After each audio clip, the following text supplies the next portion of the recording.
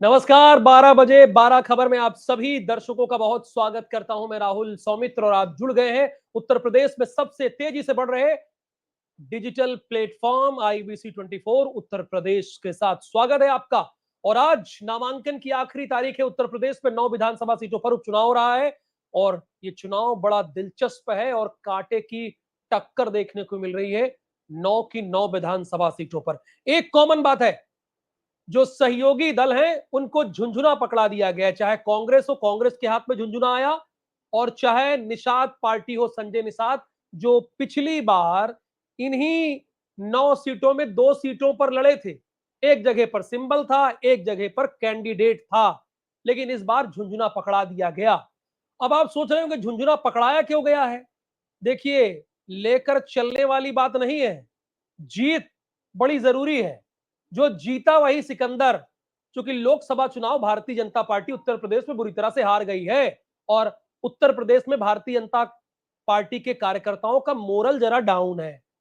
और 27 से पहले, चूंकि 27 के सत्ताधीश और 27 के खेवनहार ये पोस्टर आपको दिख रहा है, उसके पहले माहौल बनाना जरूरी है। इसीलिए गठबंधन के सहयोगियों को किनारे कर दिया है। तो मैं सावन से पहले रिक्वेस्ट करूंगा कि संजय निषाद, जो कि कैबिनेट मिनिस्टर है और निषाद पार्टी के राष्ट्रीय अध्यक्ष हैं, वो कह क्या रहे हैं जरा सुनाइए, हमारे दर्शक भी सुने। होनी चाहिए। और हम त्रेता में भगवान राम के साथ निषाद राज भी आए थे रावण को जीत के लिए। दुख देने वाली सरकारों को हटाने के लिए हम लोगों ने पार्टी बनाई है। सबसे दुख देने वाली सरकारें चाहे केंद्र और राज्य में हमने हटाया। फिर से दोबारा वो आ न जाए, क्योंकि यहाँ भारत में हमारी आबादी लगभग 18% है। जो मुगलों और अंग्रेजों को हटाने में तो पूरे लंबा समय लगा। उन्होंने ऐसे भैया झंडा थोड़ा नीचे हटा लीजिए भैया, फिर से वो पीछे से विदेशी शक्तियाँ फिर भारत को फिर अर्थव्यवस्था उत्तर प्रदेश में अस्तित्व चाहती हैं। तो हम चाहते हैं कि जिस तरीके से कांग्रेस समाजवादी पार्टी को जीत के लिए, जिस तरीके से कांग्रेस ने सीट छोड़ दिया है और समर्थन किया है। और जब जो मांगा जाए और नहीं मिलता है और उसके बाद फिर मैदान पे खड़े रहना हो, तो संजय निषाद जी जो कह रहे हैं वही कहना पड़ता है कि हम निषाद राज के वंशज हैं, हमने अंग्रेजों को खदेड़ा, हमने ये किया, हमने वो किया। तो कहते हैं चांद पे बाद में जाना जमाने वालों, पहले धरती पे तो रहना सीख लो। तो कुल मिला के बात यही है। और हमारे 4 संवाददाता इसमें जुड़े हैं और 4 संवाददाता बारी बारी जुड़ते रहेंगे। जरा एक बार परिचय कराइए उनका। हमारे फायर ब्रांड संवाददाता अखंड राय, ज्ञानेंद्र मिश्रा और आदर्श गुप्ता अभी दिख रहे हैं। और पहला प्रश्न मेरा अखंड आपसे ही है, उत्तर प्रदेश की राजनीति में आज की सबसे बड़ी खबर कौन सी है? जी राहुल, आपको बता दें कि संजय निषाद, जो कि निषाद पार्टी के राष्ट्रीय अध्यक्ष हैं, उनके घर पर, उनके आवास पर आज एक प्रेस कॉन्फ्रेंस हुई जिसमें डिप्टी सीएम ब्रजेश पाठक भी मौजूद थे। आपको बता दें कल जब 2 सीटों पर, या कहें कि पूरी 7 सीटों पर जब समाजवादी बीजेपी ने अपने उम्मीदवारों का ऐलान किया, तो उसमें 2 सीटें महत्वपूर्ण थी, कटेहरी और मझवा। ये माना जा रहा था कि संजय निषाद दिल्ली से उस सीट को अपने खेमे में ला पाएंगे, लेकिन जब कल नामों का ऐलान हुआ तो उन दोनों सीटों पर बीजेपी ने अपने उम्मीदवार उतार दिए। अब कहीं ना कहीं भारी मन से, आज उस भारी मन से उन्होंने ये जताने का प्रयास किया है कि वो बीजेपी के साथ हैं। वो दिल्ली के चक्कर इसलिए काट रहे थे कि वो निषादों को जो आरक्षण है वो मिले, इसके चक्कर में वो दिल्ली में थे। उन्होंने एक लाइन दोहराई है जो समाजवादी पार्टी के जो मुखिया है, उन्होंने कहा था कि सीट नहीं जीत चाहिए। यही संजय निषाद ने भी कहा है कि सीट नहीं जीत चाहिए। उन्होंने कहा कि कांग्रेस और समाजवादी पार्टी वापस सत्ता में ना आ जाए, इसलिए हम पूरी तरीके से बीजेपी का समर्थन करेंगे, एनडीए का साथ देंगे और हमारे जो कार्यकर्ता हैं वो बीजेपी के प्रत्याशी को जिताने के लिए पूरी तरीके से जुझारू रूप से मैदान में उतर जाएंगे। एक बात और है राहुल, आपको बता दें कि 27 के सत्ताधीश के बाद संजय निषाद का एक पोस्टर जो है आज वो बड़ा वायरल है। वो चारों तरफ आपको लखनऊ में दिखाई देगा। बीजेपी कार्यालय हो, उनका आवास हो, डिप्टी सीएम का आवास हो, वहां पर एक 27 खेवनहार के नाम से एक पोस्टर लगाया गया है जिसमें इनको खेवनहार बताया गया है। लेकिन सबसे बड़ा सवाल ये है कि 2024 चल रहा है, 2 सीट मांग रहे थे, दोनों सीट में से एक भी सीट मिली नहीं, एक में इनका प्रत्याशी जीत भी गया था, उसके बावजूद सीट मिली नहीं, तो ये 27 के खेवनहार होंगे कैसे, एक बहुत बड़ा सवाल है। जी राहुल, माहौल बना रहे हैं कि 27 में सीट मिले। बिलाल, बहुत शुक्रिया आपका इस जानकारी के लिए। अखंड राय, एक और खबर सामने आई है व्यापारी और पुलिस कर्मियों में प्रतापगढ़ में मारपीट हो गई है और जमकर मारपीट हुई है। जरा सावन वो तस्वीरें प्ले कीजिए जो व्यापारी और पुलिस कर्मियों के बीच मारपीट हुई। आखिरकार ये नौबत क्यों आई है? पुलिस को ये मामला समझा लेना चाहिए, टैकल कर लेना चाहिए। ये स्थिति बनी क्यों? वो जरा वीडियो प्ले।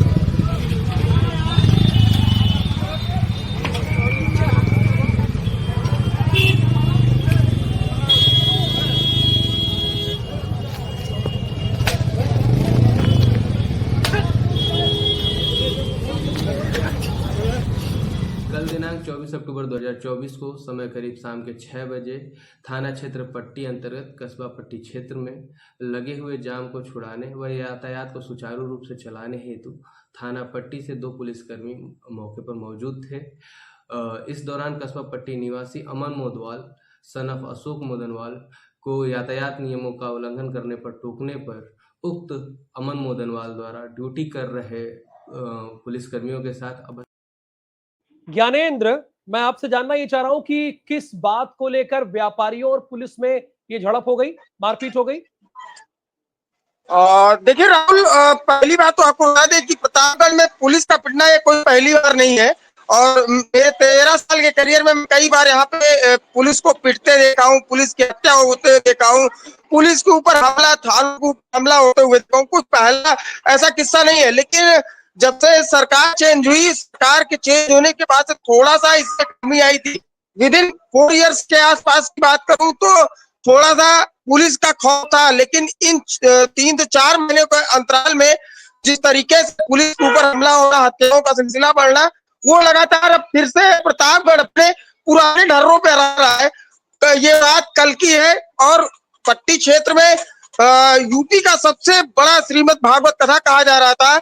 और ऐसे कोई दिग्गज जो बाबा लोग नहीं थे, जो आचार्य पीठाधीश्वर नहीं थे, जो प्रतापगढ़ के पट्टी क्षेत्र में ना आए हो। आपको बता दें, कल पट्टी क्षेत्र के रामपुर खागल में धीरेन्द्र शास्त्री, बागेश्वर धाम के पीठाधीश्वर धीरेन्द्र शास्त्री जी आए थे। उनको देखने के लिए पट्टी के रामपुर खागल गए थे।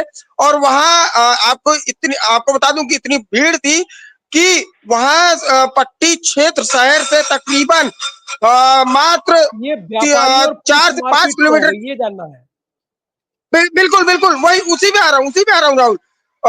कल पूरा एरिया जाम था और छोटा सा यहाँ ये मारपीट हुई है।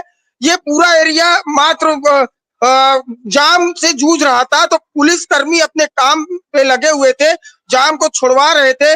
छुड़वाने के दौरान जो है उनके ऊपर एक व्यापारी था, मोटरसाइकिल खड़ी किया।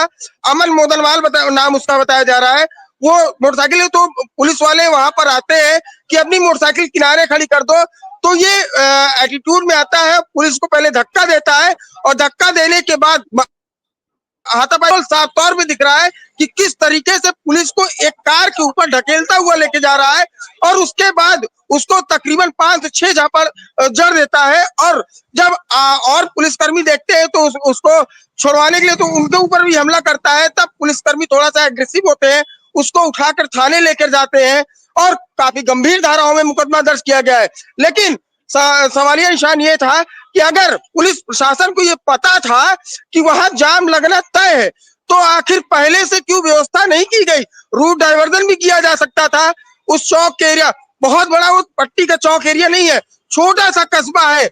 लेकिन उनको पता था इतनी बड़ी श्रीमद् भागवत कथा कही जा रही है, तो आपको पहले से ही डाइवर्जन कर देना चाहिए था। कार्रवाई क्या हुई? बिल्कुल मुकदमा का बिल्कुल काफी गंभीर धाराओं में मुकदमा लिखा गया है। सीओ सिटी अनंत कुमार राय का भी आज पता कल शाम की घटना है। सुबह 10:15 में पुलिस प्रशासन की ओर से बयान लिख दिया गया है। जैसा कि हमारे संवाददाता कह रहे हैं, वर्दी जो हमारी सुरक्षा करती है उस पर हाथ नहीं छोड़ना है। अगर आप हाथ छोड़े तो आपके साथ यही होगा, गंभीर धाराओं में FIR होगी। हालात कैसे भी हो, वो भी जूझ रहे हैं। ऐसा नहीं, पुलिसकर्मी भी जूझ रहे होते हैं। कई बार जब बहुत सारी भीड़ इकट्ठा हो जाती है, कहीं पर कथा का आयोजन होता है, तो वो भी उससे लड़ते हैं। तो आपको भी धैर्य का परिचय देना चाहिए, आम नागरिकों को भी। धन्यवाद ज्ञानेंद्र इस जानकारी के लिए। मुझे इंद्रवीर सिंह दिख रहे हैं और आदर्श गुप्ता दिख रहे हैं। आदर्श गुप्ता कोई स्क्रीन पर लेकर आइए। कैसे हैं आदर्श? और आज की सबसे बड़ी खबर कौन सी है हरदोई की? सर, आज की हरदोई जनपद की सबसे बड़ी खबर ये है, मैं इस समय जिला परिवहन कार्यालय में खड़े हैं और यहाँ पर मुख्यमंत्री और केंद्र सरकार स्वच्छता को लेकर एक अभियान चला रही है। वहीं पर आरटीओ ऑफिस के बाहर लिखा हुआ है पीने का ठंडा पानी, यहाँ पर पान पुड़िया थूककर गंदगी न करें। लेकिन सर यहाँ पर गंदगी को भी पड़ी हुई है और ये हमारे पीछे सर आप देख सकते हैं ये टंकी लगी हुई है। इस टंकी से लिखा शीतल पेयजल। इस पेज में सर देखिए हम दाब रहे हैं, नल पानी नहीं निकल रहा है। ये देखिए, ये मतलब सर एक 1.5 साल से खराब पड़ी हुई है। यहाँ पर हजारों लोग आते हैं, अपने वाहन को सही करवाते हैं, यहाँ फिटनेस करवाते हैं, रजिस्ट्रेशन करवाते हैं, लेकिन पानी को एक बूंद तो तरसते हैं। ये तो पोल खोल दिया आपने, धागे खोल दिए आरटीओ दफ्तर के। और राहुल जी मैं बताना चाहूंगा, आपको दिखलाना चाहेंगे।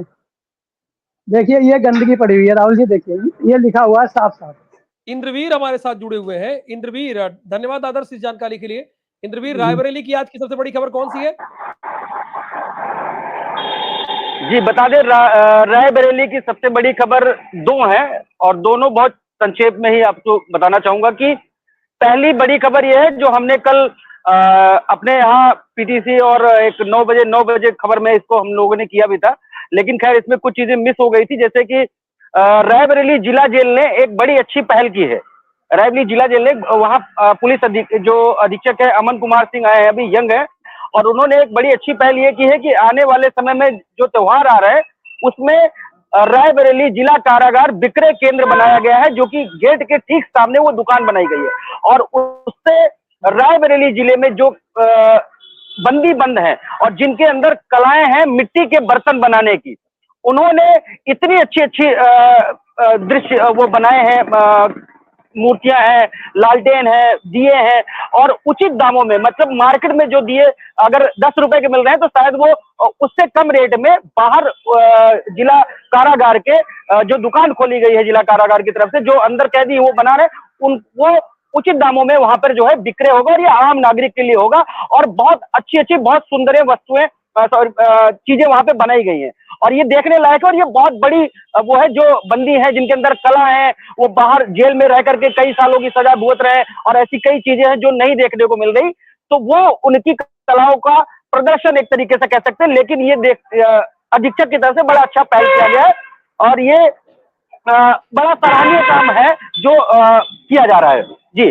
और दूसरी जो खबर है सर वो बता दें आपको कि ये रायबरेली पुलिस अधीक्षक डॉक्टर यशवीर ने आज पुलिस लाइन में, जो सदर कोतवाली के नजदीक पड़ता है, पुलिस लाइन में एक मार्क ड्रिल की है। उस मार्क ड्रिल आने वाले त्योहार, जैसे अब नजदीक त्योहार 5 से 6 दिन रह गए, तो मार्क ड्रिल की गई 1-2 टीमें बनाकर कि अगर कोई दंगा होता है इन त्योहारों में, जैसे दीपावली है, भैया दूज है आने वाले समय में, और कार्तिक पूर्णिमा, ये एक एहतियातन वो कर रहे हैं मॉक ड्रिल। अच्छी बात है, ये करना भी चाहिए चूंकि स्थिति से निपट सके, कोई अप्रिय घटना हो उससे निपट सके। बहुत धन्यवाद इंद्रवीर इस जानकारी के लिए। अपूर्व पाठक के पास जाऊंगा, लेकिन उसके पहले एक लखीमपुर खीरी से खबर है। अपूर्व आप रेडी रहिएगा। लखीमपुर खीरी में 6 साल से एक बुजुर्ग अपनी जमीन की पैमाइश करने के लिए भटक रहा है वो। उससे पैसे भी ले लिए गए, जबकि पैसा आप नहीं ले सकते।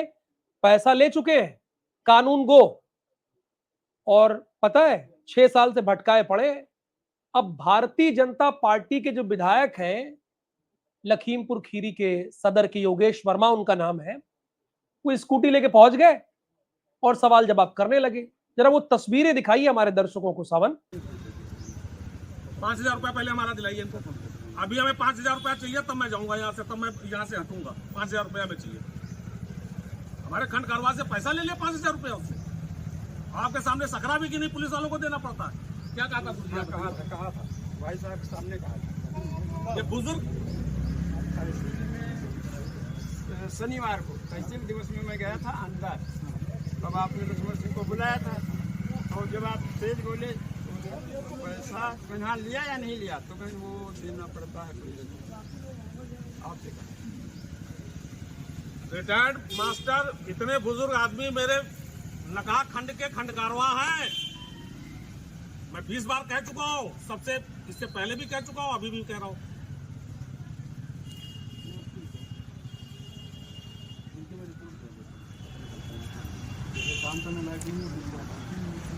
उस टाइम मैंने कहा भी था कि जब तक वो हटेगा नहीं तब तक पेमेंट्स नहीं हो पाएगी इनकी। क्यों नहीं हटा अभी तक?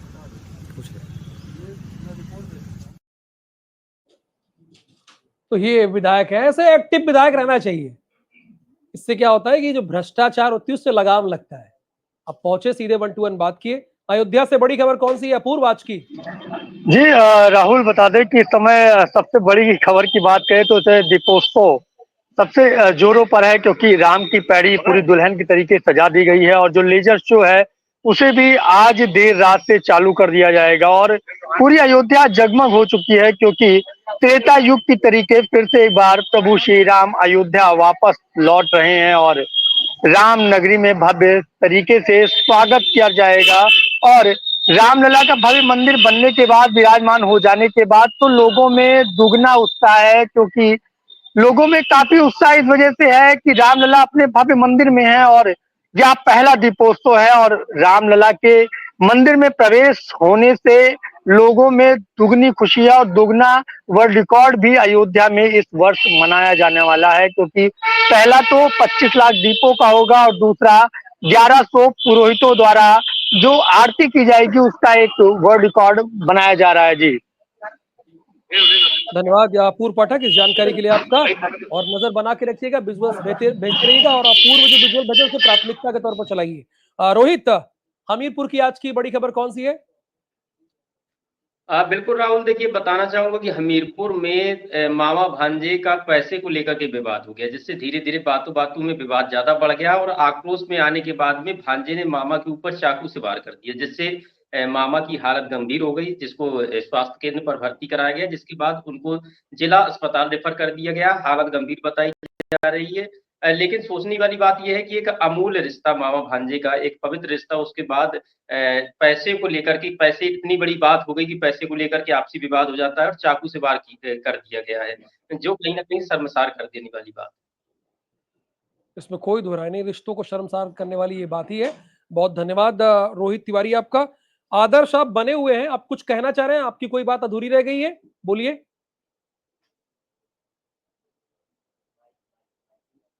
माइक आपको अनम्यूट करना पड़ेगा, तब तो उत्तर प्रदेश सुनेगा आपको। सर राहुल जी, मैं यहाँ पर सर आरडीओ ऑफिस में खड़े हैं और हमारे साथ आरआई सुशील जी खड़े हुए हैं। अब इस नल के बारे में बताना चाहेंगे कि ये नल किससे खराब, कब से खराब? आइए sir, RI Sushil Kumar ji. Sir, ये पानी खराब पड़ा हुआ है, हमारे टंकी रिपोर्टर पानी पहुंच गए और वो चाहते हैं कि आपका विभाग चुस्त दुरुस्त रहे, बेहतर रहे। ये स्थिति क्यों बनी है? बहुत बहुत धन्यवाद सर, आपको बहुत बहुत धन्यवाद। और यहाँ पे अभी अंडर कंस्ट्रक्शन का कुछ काम चल रहा था और सारी चीजें चुस्त दुरुस्त है। अंदर पेयजल की व्यवस्था है, हमारे यहाँ शौचालय का निर्माण कर दिया गया है, महिलाओं के लिए अलग से साफ सफाई का विशेष ध्यान दिया जा रहा है। ये पुराना कनेक्शन है, ये यहाँ पे जो पेयजल की व्यवस्था थी अंदर फिल्टर सहित उनको सुचारू रूप से लगा हुआ है। कोई भी आगंतुक आते हैं, कोई भी यहाँ पे वाहन स्वामी आते हैं, उनको बैठने की व्यवस्था है और बहुत अच्छी तरीके से उनके लिए इस समय परिवहन विभाग में सुचारू रूप से कार्य चल रहा है। आप देखेंगे, इधर दिखा सकते हैं, पूर्व में जो यहाँ पे गंदगियों का अंबार रहता था, तो अभी अंडर कंस्ट्रक्शन में धीरे धीरे चीजें बहुत अच्छी चीजें हो गई हैं। यहाँ से और जनमानस से पूछ सकते हैं पूर्व में क्या स्थिति थी।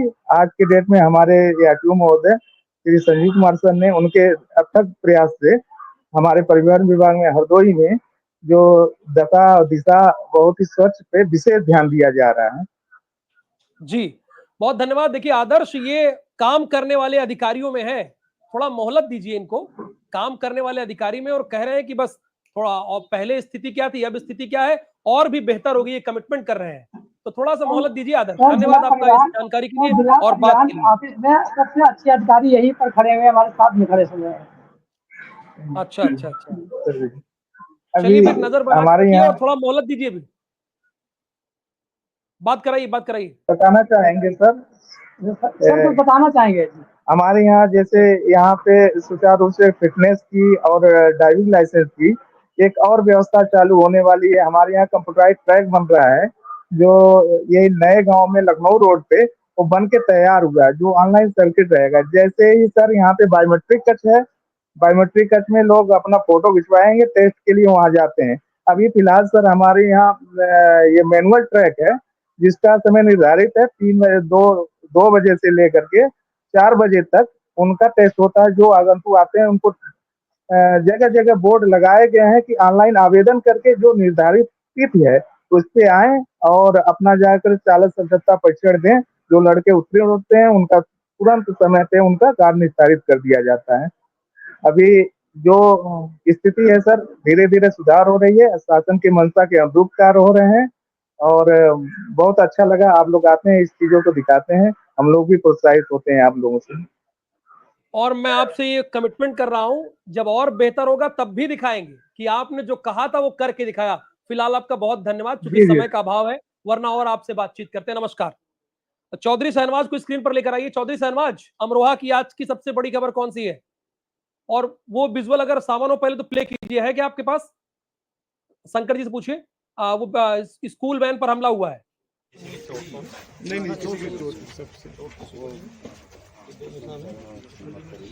गाड़ी बैग में भगाई, सब गाड़ी बच गई। आदमी यहीं खड़ा हो, क्योंकि होता है ना ऐसा ना करने। हाँ ना, सही बात है। इनके देखने के बाद मत करना।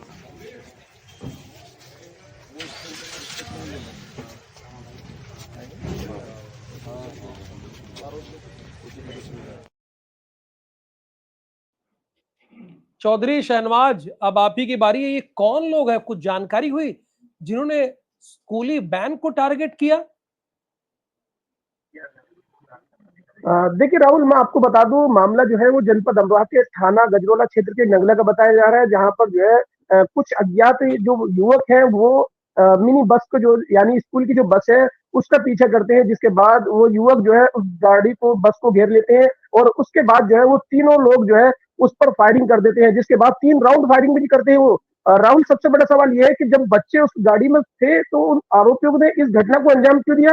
दूसरी बात, जब लगातार ये घटना को दिया गया तो बच्चों की जो बस में जो बच्चे भरे हुए थे उसमें चीख पुकार मच गई, और जिसके बाद जो है इन बच्चों ने जो है ड्राइवर ने जो है सतर्कता दिखाते हुए गाड़ी को वहां से भगा लिया, और जिसके बाद जो फिर भी उस गाड़ी के पीछे उन्होंने जो है 1 किलोमीटर तक उस गाड़ी का पीछा किया गया। घटना की जो पूरी जानकारी पता चला है, तो घटना का जो मामला है, अब से 4 दिन पहले जो है वो राहुल उस गाड़ी की और स्कूटी को जो टक्कर हो गई थी, जिसके बाद जो है उस बस चालक से जो है बदला लेने के लिए उन्होंने इस घटना को अंजाम दिया। हालांकि घटना के बाद जो है उस युवक ने जो है, जो बस चालक था, पुलिस को सूचना दी और पुलिस मौके पर पहुंची और पुलिस ने जो है फिलहाल उस आरोपी को जो है गिरफ्तार कर लिया गया। हालांकि जो दो लोग हैं वो फरार है। हालांकि पुलिस ने जो है लगातार जो है टीमें गठित कर दी गई हैं उन आरोपी को पकड़ने के लिए, लेकिन एक आरोपी को फिर भी उन्हें गिरफ्तार कर लिया गया है। जी राहुल, बहुत धन्यवाद चौधरी शहनवाज इस जानकारी के लिए। यानी एक को गिरफ्तार कर लिया, बाकी भागे हैं। बदला लेने के लिए स्कूली बैन पर फायरिंग, ये बड़ी हैरान कर देने वाली बात है। फिलहाल 12 बजे 12 खबर में इतना ही, लेकिन आपको करना क्या है? IBC 24 उत्तर प्रदेश को फॉलो करना है, लाइक करना है, सब्सक्राइब करना है और बने रहना है हमारे साथ, क्योंकि यहां मिलेगी उत्तर प्रदेश की प्योर खबर। ना एजेंडा, ना इधर की ना उधर की खबर, आपकी। नमस्कार।